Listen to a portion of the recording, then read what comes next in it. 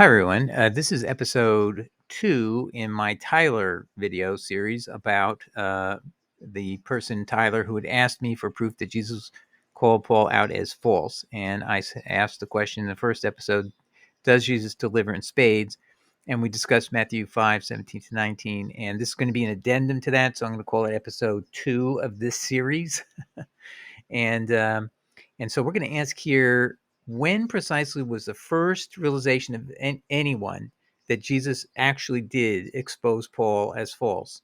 And it'll have an interesting outcome. I didn't remember where I got it from, and we're going to see what was the precursors of it. And so we're going to get into that. And I just want to show anyone who's claiming that this was invented out of animosity towards Paul. Instead, no, there's clearly a long line of history that brought this to the position it is today, but we're going to see what it is. All right, so let's take a look at Matthew 5, verses 17-19, before we look into the history of how this has come up about the word least there. And I want to show that it did not come up with any deliberate intention of the people who first discovered it to prove what ultimately has turned out to be the case. That's what I want to show, that it came out, all the evidence came out by people who never mentioned it until the last person did. So Matthew 5:17-19 is about an apostate under Deuteronomy 13:1-10. That's someone who teaches you to move away from the law. That word is translated in Greek, which is apostasia, which means to turn someone away from something. Who would be called least by those who are in the kingdom of God. So let's take a look at it. The verses read, "Think not that I am come to destroy the law or the prophets. I have not come to destroy, but to fulfill. For verily I say unto you, till heaven and earth pass, one jot or one tittle shall in no wise pass from the law, till all be fulfilled. Whosoever therefore shall break one of these least commandments and shall teach men so," that's the apostasy, "he shall be called least by those in the kingdom of heaven. But whosoever shall do and teach them, the same shall be called great in the kingdom of heaven." All right, so who was the first to connect Paul's name as least to Matthew 5:17-19, and thus expose Jesus condemned Paul as an apostate under Deuteronomy 13:1-10? The first person who brought up any connection at all, but not between these two passages, 5:17 is not in view for a long time. It started with Augustine in 383 AD approximately. He's a Latin speaker. And he realized that when Paul says in 1 Corinthians 15, verse 9, that he is the least of the apostles, Augustine recognized that Paul was playing on the meaning of Paul's name. So why is that? Because he knows Paulos in Greek is Paulus in Latin, and Paulus in Latin can be a contraction of the word Paxillilus, which means least. It's one of the 6 meanings of the word. It could have been Paulus, which means small, without any use of contractions at all. So Paulus had its own meaning of small, but Paulus also had the meaning of least because it was the word paucus, which means few, to it could be Pauxilus, which means lesser or a lesser number, or you could say the least by doing a double diminutive, and you turn paucus into Pauxililis. 2 diminutives are added at the end, and that's how you get least. Very hard for anyone but a Latin speaker to even thought or conceptualize what Augustine did. He just put 2 and 2 together. Paul called himself least, and Augustine recognized Paul is playing on the meaning of his own name. Who then picked up on this next? It waited for 1,506 years, 1889. 1,506 years later, Farrar, who is a canon of Westminster and all these high-level positions in the Church of England, he, using his knowledge of Latin, probably, Farrar connects to Paul's name as a contraction of Pauxilus. So I assume he got them from Latin because it's not actually in Augustine. Augustine just keeps saying Paul's name means minimus, which is a synonym of Pauxililis. So least can be Pauxililis or it can be minimus. And so Augustine never says what his Paul's actual name. So obviously Farrar said, I'm going to figure out what is his Latin name. But actually he makes a mistake. And I'll show you, here's a scholar who is going to tell you in 1845, so this was 40 years before, Mr. Carl Gottlob Zumpt says in a grammar of Latin language, that pauxillolus, a double diminutive, is formed from paucus. And so that's where Farrar made a mistake. So he didn't even have it perfectly down. And then Farrar observes merely that Augustine's two references that Paul's name means minimus, is least. And that's it. He makes no connection at all with Matthew 5, 17, 19 at all. And next, the very first person. So this is the first person who made any connection whatsoever. It was Johann Weiss in 1917. This is the summary, because I don't read German, but Mr. Brandon, who was a very well-known theologian type guy, in 1951, he wrote a book on the fall of Jerusalem. And in it, he mentions that Weiss in German had said that Matthew 5, 17, 19 is, quote, most intelligible when it is regarded as a tacit attack against the work and teaching of Paul. But there's a catch. Mr. Brandon does not tell you anything about why he did that. He doesn't tell you whether it has anything to do with the name, that the name is least, or any of that. So he's not revealing to you what Johann Weiss is talking about. And we'll get into what that is in a second. So I put up here a screenshot of page 234 of Mr. Brandon's Fall of Jerusalem, and you can see this is all he says.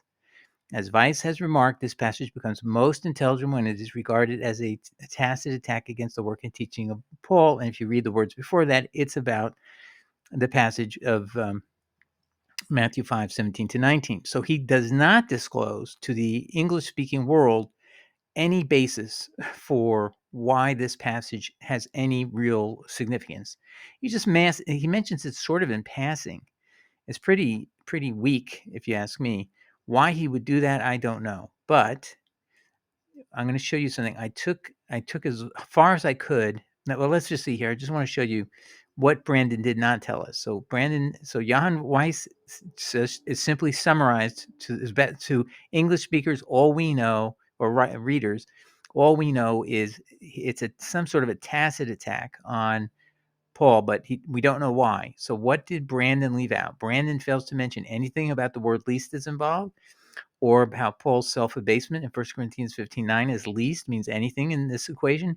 And C, Brandon neither mentions anything about Augustine's two references that Paul's name means the Latin minimus, the term least, which is discovered by Farrar in 1889. So we're in totally the dark. Now, I have to tell you that I never have learned how to read German. I know a little bit about German, but that's about it. So I'm going to show you what Weiss said, and you'll realize he did make those connections. All right, so let's take a look at Weiss's book, Das Christentum. So this is his work. And I'm going to also put at the end of this video, when I'm done, these pages. I would love somebody who knows how to read German to translate this for us so that we could know exactly what he said. Johann Weiss was a professor of theology at Heidelberg. He wrote this book. It was published in 1917 at the outbreak of World War I, excuse me. And so what I've done is the best I could is I did screen captures, and then I did the text captures, the best that would come out. And so I'll have a PDF with both of these, all of these pages there. And if anybody knows how to translate, let us know. But I did use the auto translate feature of Google, and a couple of things popped out that shows us. So there was something about ignoring Paulus is in there. I know that doesn't give you a lot of clues. It says here, playing on self-defamation. I think it means, translate best, at self-deprecation of Paul calling himself the least of the apostles. And there's the site, 1 Corinthians 15:9. Remember, that's what Augustine used to deduce that Paul's name was least, because he connected the dots. He said, oh, he's calling himself least of the apostles. Augustine knows Paulos is it's a Greek word that is simply transposed from Latin, which is Paulus, US, and Augustine being a Latin speaker, would know that therefore Paul's name had to have been least, and as a contraction from the word pauxillolus. So that's the clue I have that Augustine. Oh, this is my words here. Augustine relied upon this to identify Paul's name. So I'm pretty sure that that's what is going on here. However, Brandon doesn't let anybody know. So it could have died, but what happens next? Let's look at this. So when I was doing work on this, I found this, and it was entitled. This is an article by David C. Sim. He's of the School of Theology, Australian Catholic University. And just so you know, Catholics are not Pauline. Just so you know, they draw a line where they don't believe salvation is solely by faith alone. That was Augustine's position back in 370, 80. And it actually cites Second Peter as telling you why you can't rely upon some of the things Paul says, because they sound like they would deny good works are important for salvation, and Jesus says it is. So this whole issue about Paul versus uh, Jesus has been known for a long time, and so you have to balance it against Jesus. Jesus comes first. That's just a duh moment, but a lot of Pauline Christians don't see that. So this is where I'm hoping this passage here in 5:17-19 will be a tipping point to help them redirect themselves for the common sense view of at least that. But the Catholics never would allow the law to come back, and they considered Judaizing. Anybody who talked about the Ten Commandments, resting on Shabbat, all that kind of stuff is all gone. Not initially. Roman original church was very orthodox in terms of the original church, but the church after 325 became extremely unorthodox and was no longer following Shabbat nor any of the holidays, got rid of Passover and was worshiping on Easter and all these other weird things that happened. But I digress. So anyway, but this is the guy who writes this article, Matthew's Anti-Paulinism, a neglected feature of Matthean studies. And I saw this around 2011. I had already read my book, Jesus Words Only. So this is the guy. This is the only guy who brings this up, but he does not even explain Matthew 5:17. And I'll show you why. But what's interesting is he tells the story that he was going along with everybody else's conclusions that Matthew is misunderstood as anti-Paul. But he said he eventually came around to changing his mind. He said, I soon changed my mind on this issue. Issue is the weight of evidence. Matthew's Christian Jewish perspective, his support for a law observant Gentile mission, and the presence of anti Pauline texts in his gospel pointed inevitably to the conclusion that Matthew was engaged in a bitter and sustained polemic against Paul himself. So when I saw that, I'm going, this may have some meat to it. Okay. So, and then he said, I started to take more seriously the rare hypothesis that Matthew was in fact anti Pauline. And then he began to set out the case, and he made a substantial attempt to do that. And so he has a work on that. So I'm like, okay, well, if this guy can do it, maybe that's something that is legitimate to do and research.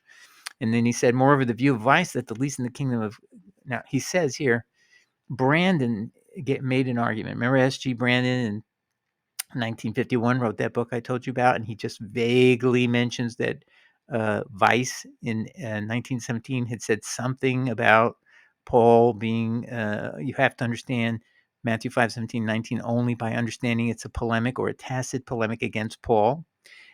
So that's all he told you. He didn't tell you any of the evidence, and I showed you that actually Weiss cites 1 Corinthians 15:9. Obviously, he's aware of the passage about Paul being called least in Matthew 5:17, because that's what makes 1 Corinthians 15 verse 9 relevant, because that's where Paul says, I was the least of the apostles. So clearly Weiss has this view that we are focusing on here, but Brandon isn't disclosing it. And here, what goes on with Mr. Sim, he apparently doesn't know either. He doesn't know the proof for it, because he's going to just skip over it in this article, and he never addresses Matthew 5:17 the way I do it here. So his lack of knowledge probably of Latin to even know that there was any secret that you had to unlock, it makes him just go the other way. But he is now investigating, and he's going to bring up in this article all the other passages that you can figure out just knowing Greek. But the only way to have unlocked this one had to be someone who knew Latin. And fortunately, and I just praise God, I took 3 years of Latin in high school, and I got a scholarship for it. So uh, and I went to a very good school too, that taught me Greek. I did learn the Greek there, but also the Latin. So 3 years of it, you get to really love Latin after a while. Latin is a great thing to study. So is Greek. Anyway, but so that's it had to fall in someone's lap who would not be unaware of how to dig in and find out what is the controversy here. And it turned out you needed to know Latin to understand how this mystery. I mean, it's a very complex mystery. Anyway, when did I first look at this? 2011. It was not in my book, Just Words Only. So this is something that's only been kicking around for 11 years yet. Yet no scholar has taken it on. Nobody has come back to me and said, you're wrong. There's something wrong in your Poxolilis doesn't mean least. Well, of course it does. I have dictionary saying that. And clearly, Augustine, I show you the things on screen. Farrar shows you in a footnote Augustine's letters where he calls it, Paul is being called minimus, basically the word least synonym. So Paulus means least because he's playing on the meaning of his names in 1 Corinthians 15:9. I am the least of the apostles. And that is a Greek term that only means least there. So anyway, that's the genesis of this. And clearly, neither myself nor anybody else ever came about this from bias. Okay. But if you wanted to say, Doug, you're biased, you're trying to prove something. I said, well, I was investigating it, but everybody before me wasn't. The only one you can say who was trying to prove it was Sim. And Mr. Weiss, if you study him, he's just making an observation again. Weiss is pro Paul, very much so, if you read his biography on Wikipedia. So he's just telling you what he sees. He's not trying to hide anything either. So that is to his credit. So he's the first one who made the connection of the dots in 1917. So we know that now. So Mr. Ferrara didn't do it. Augustine wasn't trying to do it. So this whole thing arose due to non-biased, no one is trying to call Paul out for how many years? It was discovered by Augustine. He didn't try to call Paul out. He just said what it was. He said that's what he's doing. He's playing on the meaning of his name. I know Latin. That's what he's saying. And then Farrar brings it out even deeper. He shows you the letters of Augustine, but he doesn't connect the dots to 517:19. It just dies with him. And then from 1889 all the way to 1917, nobody connects the dots until Johann Weiss. So Johann Weiss deserves the credit of first making the connection, but it would have died with him because Brandon didn't tell anybody what it said, and nobody was repeating it. It was, and Bultmann mentioned it once. So, but it's pretty much dying on the vine, and then Sim brings it out again, but he doesn't say anything either.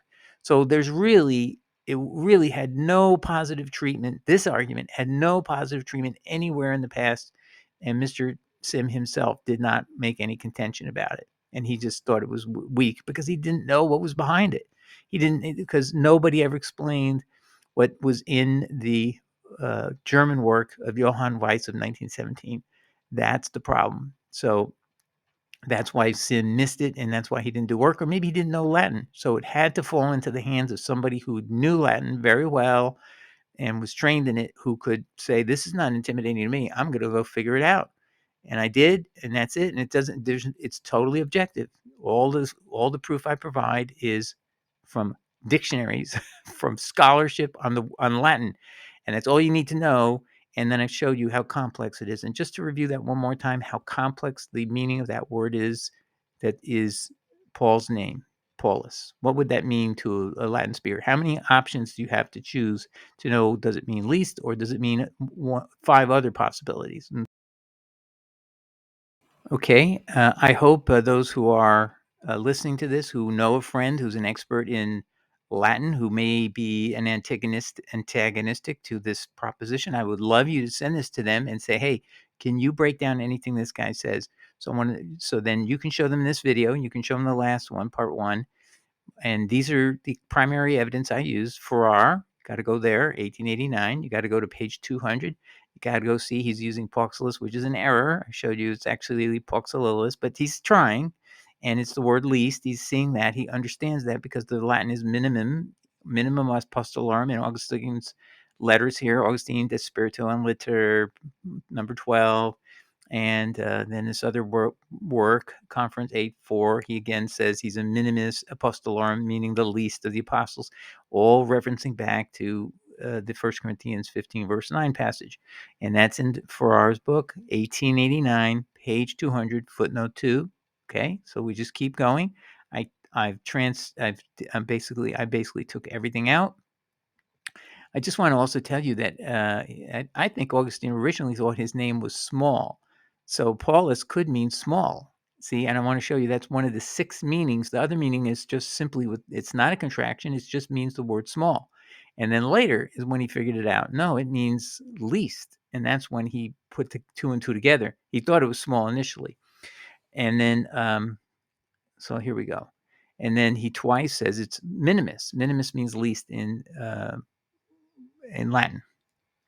All right. So, and then I showed this lexicon, the Mattei Martini Lexicon Philologicum, and this is a treatise on Latin, and it looks really good. Amsterdam, Volume 2, 1701. So, and very excellent survival text. Here's a crop. It shows you the 6 different meanings of the word. Paulus has 1, 2, 3 meanings. This is a reference to a book. Non multum, which is not many, non magnum, not great, and exiguum means a little. And this is a book. Then the next meaning, Paulus, which I mentioned to you, it can mean just simply small. And that can be, you can have a diminutive of that, Paulus. And I believe that would contract into Paulus, and that would create a 7th possible meaning. So this would be small, and this would be smallest. See that? That's probably what's going on, and that probably contracts. But he doesn't use this word ex hoc, which usually is how you reference it, something that's going to contract into something else. So we know that Poxolilus contracts into Paulus. That's what he's telling you here. And Poxolilus contracts into Paulus. So he's telling you there's another meaning, Paulus, which means small. He's telling you there's another way to decline that, and that's small, Paulolus, Paulolus. And then there's Pixolulus, Exhoc Poxolilus. And so this is formed from the word paucus. I showed you that earlier. So paucus, when it's a single diminutive, means lesser. And then when it's poxolus, that's a double diminutive. That's the suffix ilu twice, and that creates the meaning of least.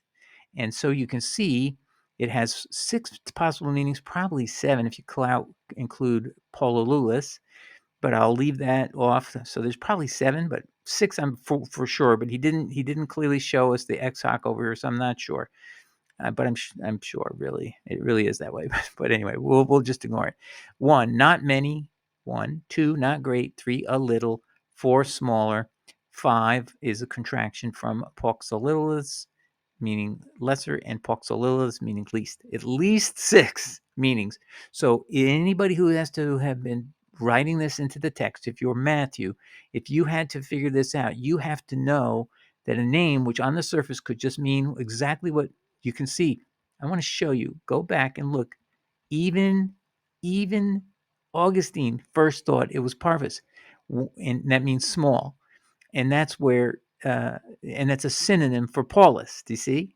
So Paulus could mean small, and that's parvus. So Paul and in parvus, and that's a Sermon 169. That's not cited before our. Somebody else did some research on this, and they were trying to dig it up. And that's actually, I guess that's right here. Yeah, Paulus and in parvus. That's okay. Farrar has that here. So he's showing you one when he spoke about it one time.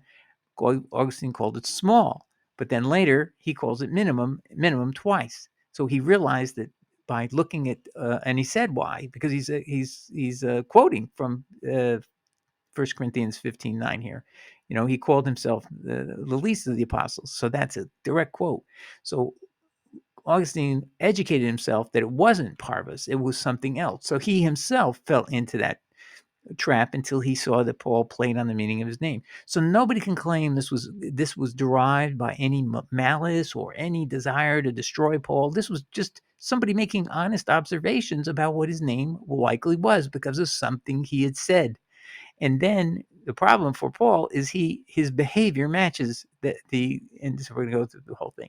So now we're back here, and you can see there's the word Paulus, which is a synonym for parvus, small. See? So that's what Augustine thought initially, but he corrected himself and he said, no, it means minimus. And he derived that from 1 Corinthians 16:9. So all of this was done by Augustine in good faith, no effort to be malicious, no effort to pillory Paul. But Jesus put it there for us to know the truth, that we could then test Paul by this, that Jesus himself had left the message for us, buried it so hard that it was hard even for Augustine to figure it out until he read the verse, 1 Corinthians 15 verse 9. You see how this all works? So there is absolutely no doubt this was an honest, the path to the point where somebody who looked at it, who knew Latin, took all the things were going on way before that. All the attention to this was already going on, and nobody was seeing the fact until Weiss did. But Weiss didn't do anything about it. He didn't raise a storm in 1917. He just made a mention of it. And then Brandon mentions it very obliquely and he said it so obliquely it would die. And even Sim said it was so weak, it didn't draw any attention and it just went away. But Sim is saying, I'm going to draw attention just generally to the anti-Pauline aspect of Matthew, but he never himself attaches any importance to this particular verse because maybe he didn't know to read German. Maybe he didn't know how to penetrate that. It's very difficult. It's hard to even read it. It has old German. So anyway, that's the end of the story. So I just want to make sure there is absolutely nobody came at this with any intention to blacken Paul's name. It's just simply that's it. That is the truth. Jesus is the one who's speaking to us, not me, not Mr. Weiss, nothing. Augustine, nobody. It's Jesus is talking to you. You yourself can test Paul now because this is too uncanny. Now go back to the verse and you'll remember who we are talking about. What are we talking about? But verily I say to you, till heaven and earth pass, one jot or tittle shall in no wise pass from the law till all be fulfilled. Whosoever therefore shall break one of these least commandments and shall teach men so, what does Paul do? He teaches men so. He shall be called least by those in the kingdom of heaven. And what's the contrast to that? But whosoever shall do and teach them, the same shall be called great in the kingdom of heaven. So is there any chance that teaching the law is wrong or immoral or misleading people or will lead them to damnation, as Paul says? That's exactly what Paul teaches in Galatians chapter 5, that actually teaching the law to teach people to obey it would yourself send you to hell when you do that, to be justified in front of God's eyes, which is not a sin. Paul makes it a sin. That's exactly what God told us in the law. To look at Deuteronomy 6:25. Moses says that when we do obey the law, that is our righteousness before God. And you say, oh, no man can be righteous. That's Paul talking. God speaks differently. He says, when you do right things, you are just. And that's how God does it. He's measuring you by how you act, not how you believe some facts about Jesus died and buried and was resurrected. Okay, everybody, I hope that helped, and that I hope clears everything up. And now it's been 11 years since the first presentation of this in a form that included uh, the Latin meanings, and that's also improved. I got more dictionaries, I got more education on that, and then I dug into a lot more 16th century, 17th century material than I ever wanted to. But you know what? It was very good, very educational. And we brought all this stuff out. And so anybody can replicate it. It's all at books.google.com. I don't have any magic wand. They're all there. I think I downloaded all this stuff anyway. If anybody needs it, just ask me and I'll find it in my folders. Okay. God bless anybody. God bless everybody. Ciao. Good night. Bye.